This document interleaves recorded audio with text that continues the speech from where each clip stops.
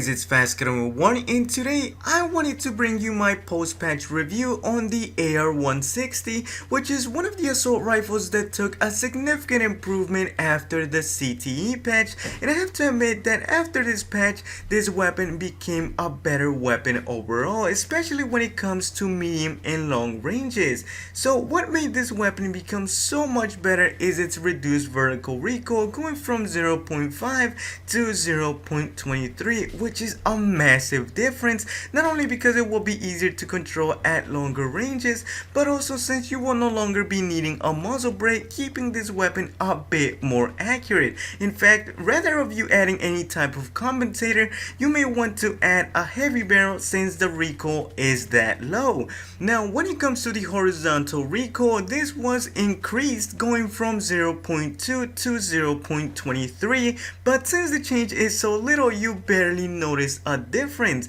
As for the rest of the stats of this weapon, they pretty much remain the same, but either way, let's go ahead and take a look at them. So after the patch, the AR160 has a maximum damage of 24, a minimum damage of 18, with its drop off starting at 8 meters and then trailing down to 55 meters. Its rate of fire is a nice 700 rounds per minute, and that comes with a muzzle velocity of 650 meters per second. Its magazine size is 31 rounds, and that comes with reload times of 3.15 seconds when fully empty and 2 seconds when one bullet left in the chamber. And once again, for the recoil, it is pulling by 0.23 from all sides. Now, like I mentioned before, this weapon can perform very well all around, and the reason for this is due to its versatile rate of fire, which allowed me to go from situation to situation and not have to worry about this weapon not being capable of performing well at a certain one. Obviously, you won't want to be using this weapon when going against weapons like the AK or the FAMAS in close quarters,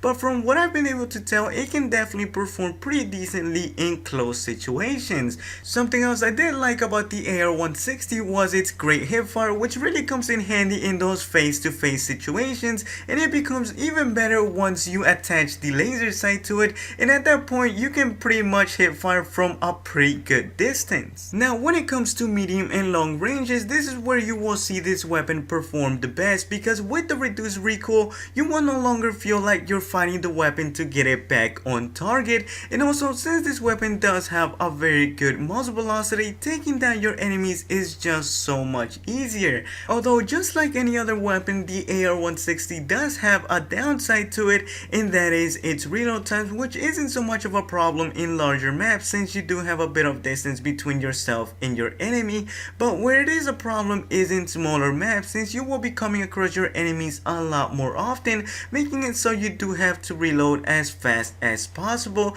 and this is why I recommend you to keep that one last round in your magazine to get the faster reload time. But with that aside, my preferred and recommended loadout for the AR160 is the Coyote sight, laser sight, flash hider, and the stubby grip, and like I mentioned in the beginning, there is just no reason to add any type of compensator since you will just be hindering the weapon instead of making it better. This is why the flash hider and the stubby grip is such a good combination, since you are just helping the weapon be a lot more accurate and improving its overall performance. So yeah guys, this pretty much wraps up this post-patch review on the AR160. Don't forget to tell me in the comment section below what do you think about this weapon after the patch. Also, if you did enjoy this video, make sure to leave a rating for it, as it always helps out the video and the channel a lot. If you're new around here, feel free to subscribe for weekly Battlefield videos, and as always, this is FastCutting1, and see you in the next video.